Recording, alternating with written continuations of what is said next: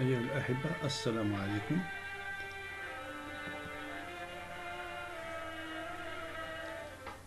نعطيو إن شاء الله واحد الاعتناء فيما يخص لي بيست، حيث من أخبار التلفزة قيل أنه في القرية كذا تكاثر الهدر المدرسي لأن حافلة النقل لا تريد الاقتراب من الساكنة لنقل أطفالهم، لأن الطريق المؤدي لهم في حالة سيئة، مما سبب تعب التلاميذ الذي أدى إلى امتناعهم عن الدراسة. مسؤول من القرية أفاد الصحفي بأنهم يتوفرون على الاعتمادات لمشروع إنجاز الطريق، لكن ليس لهم إمكانات بشرية تقنية في هذا الموضوع. دونك إن شاء الله بغيت بهذا فيديو ندير واحد لابروش pour que الناس تاع الكومين يعرفوا كيسكو سي.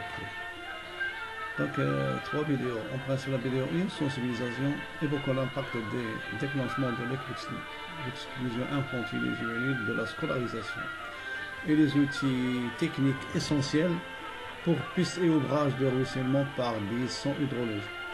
Je vais montrer une méthodologie de calcul en dernier diapo.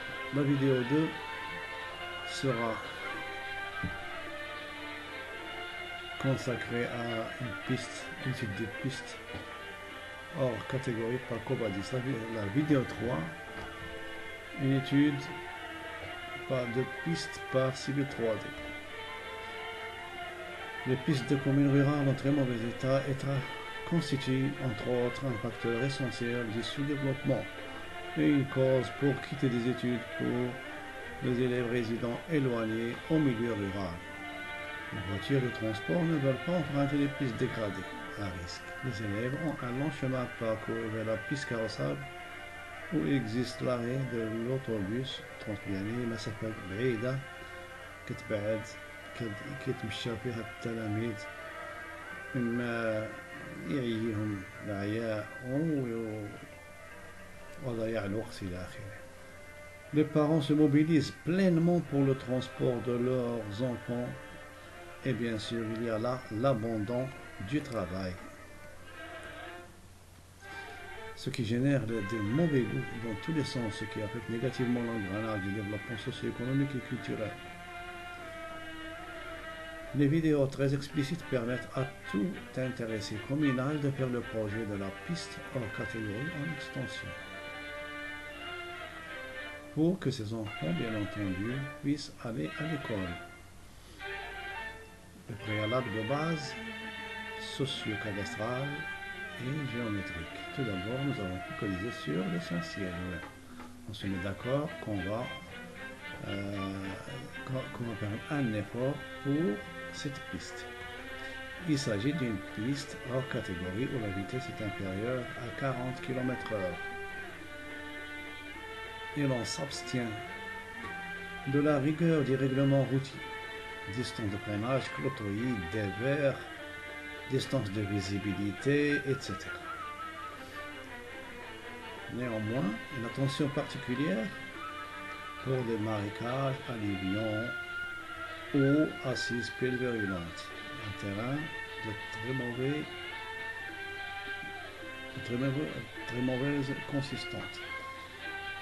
À ce moment-là, il faut consulter un laboratoire de géotechnique. En ce qui concerne le tracé, on n'a pas d'inquiétude là-dessus puisque le tracé est figé. C'est la piste donc le tracé est figé, on est bien laissé. Ensuite, faire participer l'autorité. Il faut une assise administrative et juridique. Faire participer l'autorité, la commune, les propriétaires riverains et dresser un PV de cession pour céder la piste à l'utilité publique. Donc, il s'agit d'élaborer un document à signer par tous les concernés pour, par la suite, il n'y aurait pas de problème de la part des héritiers. Le point noir, ce sont les chebas, qui sont les berceaux des drains. des eaux pluviales et qui porte une crainte à un danger de, de zone inondable parce qu'on va réaliser une piste qui sera détériorée par les eaux des crues. À ce moment-là, on ne veut pas de perte pour notre pays. Donc il s'agit de relever la shaba وفيها une enquête سول الناس فين يوصل النيفو ديال الماء فين يوصل في شي عام اللي جات فيه حملة كبيرة إلى آخره. Les étapes de la méthode de projet routier. Donc le choix de la catégorie, bien entendu. Nous, on est à hors catégorie. Hors catégorie. Tracé en plan, nous, on a le tracé. Et profil à élaborer, c'est facile. Le profil de travail, on le verra par la suite. Calcul des cubatières, dimensionnement des ouvrages d'assainissement routier. Un exemple en fin de diapo est exposé, qu'on va voir ensemble. Dimensionnement de la structure chaussée. On opte généralement de 30 cm en turbinant 0,40 pour de telles chaussées et ça a donné de bons résultats. Estimation du coût du projet. Alors l'estimation, durant les diapos, on verra un listing de prix unitaires qu'il faut actualiser par la suite. Mais en réalité, pour des longueurs de piste inférieures à 3 km et une largeur de 4 mètres, en termes de pratique, au vu des enfants non scolarisés, c'est toujours à mettre en tête, une étude très approchée à mener par le technicien de la commune consistant à estimer le volume de tournant 0,40. L fois 4 fois 0,3 égale 1,2 fois la longueur fois le prix unitaire en dirhams par mètre cube de tournant. On peut s'approcher de la province, notamment le service technique, pour se procurer des prix unitaires. Une étude est à réaliser si on a pour objectif de faire un emprunt, un crédit d'investissement par exemple, de la part du FEC ou un autre organisme de crédit. Ça constitue un dossier à partir de cette étude. Une entreprise spécialisée moyenne de la région peut réaliser les travaux. Néanmoins, là-dessus, le règlement impose qu'il y ait un appel d'offres restreint pour 3 ou 4 entreprises et choisir le mieux disant. Alors, une représentation de notre thème, le rural, le sourire de l'enfant, le trajet, la piste qui vaut mieux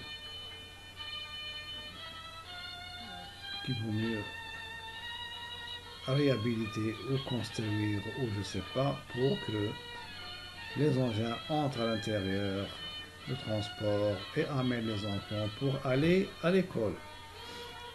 Le temps coûte cher pour les enfants et pour nous et il s'agit de faire un effort pour le travail. Alors, on aura 6 mètres, 4 mètres de chaussée, 1 mètre et 1 mètre de part et d'autre est largement suffisant. Alors, le damas sera fait sur les 1 mètre de part et d'autre et là, un décaissement de 20 cm et puis 30 cm pour le tournant. Eh bien, un décaissement de 30 cm, un décapage, puis le tournant bien damé et arrosé, ça fera l'affaire. On est dans la catégorie hors catégorie, 40 km/h par heure. Quelques règles à observer aux courbes, telles que la surlargeur produite par E, c'est la flèche, 128 sur le rayon. En principe, le rayon, il devrait être, ça dépend du type de courbe et de son environnement. Il y a un rayon min et max à observer en fonction de la courbe de verre, c'est 4% ou 7%.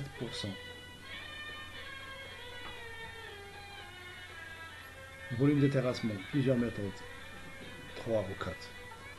Bon, la méthode moyenne des aires, la méthode moyenne des distances appliquées, des distances applicables, et il y a la méthode de Gulden pour tenir compte du développement de la courbe, de telle sorte que la distance applicable soit au barycentre, du rhomblé au déblai, et R alpha ou alpha est l'angle en radian. Si l'angle est en degrés, ça devient pi R alpha sur 180. Et si l'angle est en grade, ça devient pi R alpha sur 200.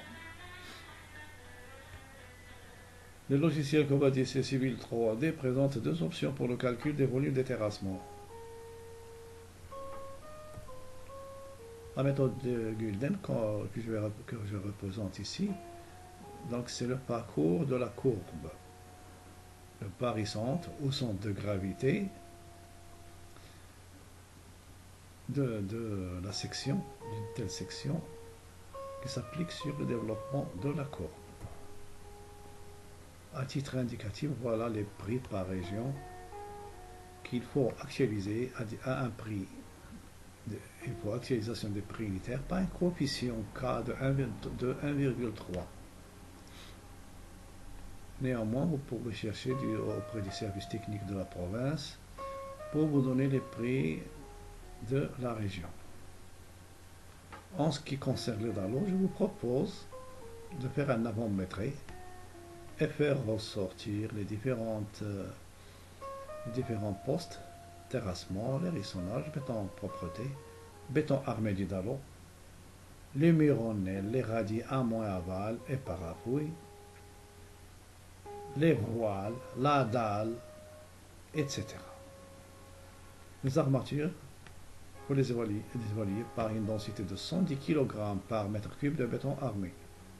Il faut multiplier 110 kg par le volume trouvé pour le DALO et ça donne le poids des aciers à mettre en œuvre.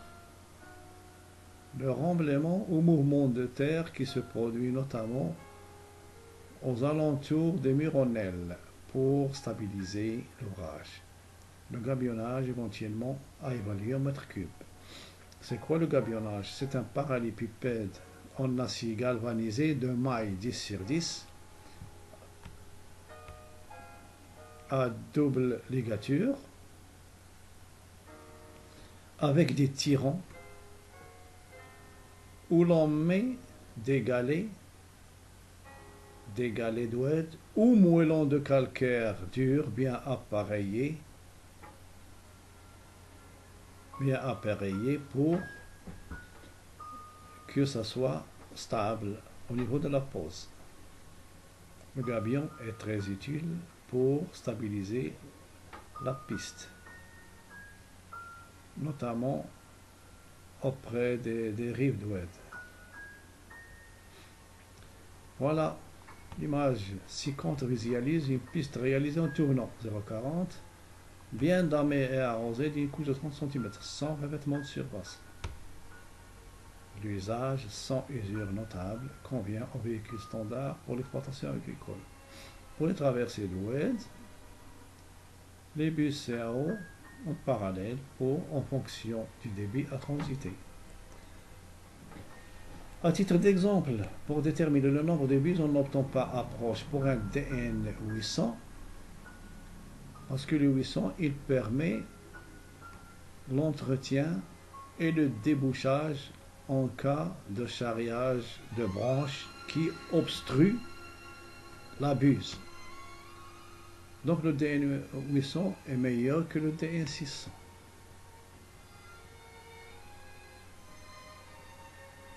Donc, le DN 800 est capable de véhiculer un certain débit d'eau pluviale, mètre cube seconde, qu'il y a lieu de calculer à travers la méthodologie qui suit.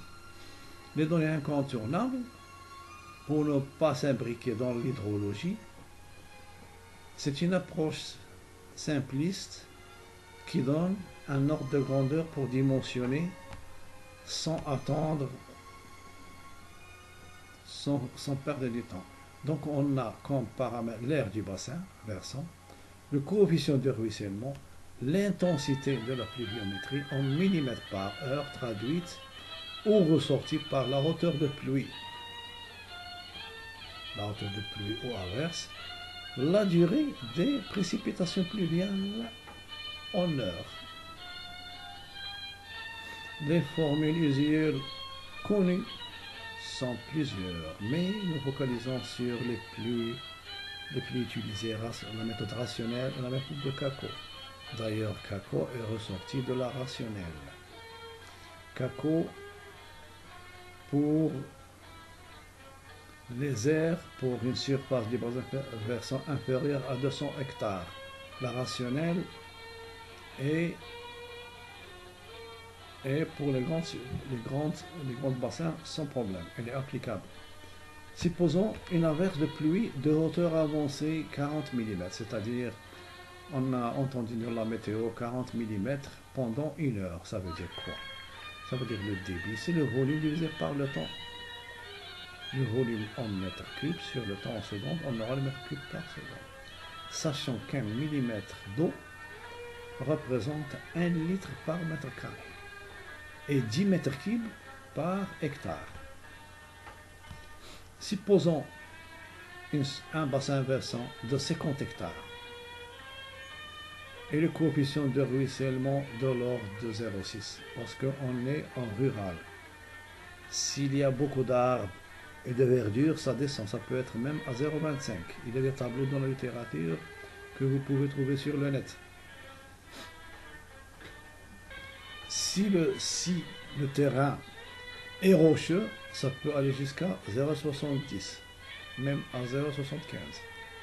Si le terrain est rocheux ou un terrain où il y a du carrelage, on peut aller à 90. D'accord? Et l'intensité, on a ici 40 mm par heure. Le débit en mètres cubes seconde, il devient 400 mètres cubes par 1 heure, par 3600 secondes. À l'hectare, ça donne 0,111 mètres cubes seconde par hectare. Et pour 50 hectares, on aura un multiple. Ça devient 555 mètres cubes seconde, dont 30% pour tenir compte de la perméabilité du sol et l'évaporation. La vitesse en table pour une vitesse max de 2,5 mètres par seconde. Parce que si ça dépasse, c'est-à-dire on préfère, ça peut aller à 2,8, 2,6, mais nous, on essaie de tabler pour voir si, disons, pour être large sur le dimensionnement. Nous avons le débit par l'équation de continuité, c'est la section pour la vitesse. Section d'une bus CA 135 à 800, ça donne S 0,50 24 mètres carrés. QS20 et QSV égale S fois la vitesse. Ça donne 1,256 mètres cubes seconde. Le nombre de bus devient égal, c'est-à-dire 5,55 fois 70% pour 0,7. Ça donne 3 mètres cubes 885, 3 mètres cubes seconde, sur 1,256 pour une buse, on aura 3,09, soit 3 buses en parallèle. Et voilà, le dimensionnement approché d'un ouvrage de ruissellement sans connaître l'hydrologie. Et voilà, ça évite d'aller à la littérature et même en utilisant les formules empiriques de l'hydrologie, le temps de concentration, etc. Et bon, il y en a plusieurs, pas la peine de les citer et encombrer le diapo. Donc je pense que vous avez les outils maintenant pour réfléchir à ça. Les 2 vidéos prochaines, Inch'Allah, seront dédiées à l'étude de piste par Covadis et la troisième étude de piste par Civil 3D. Merci de votre attention et bon courage.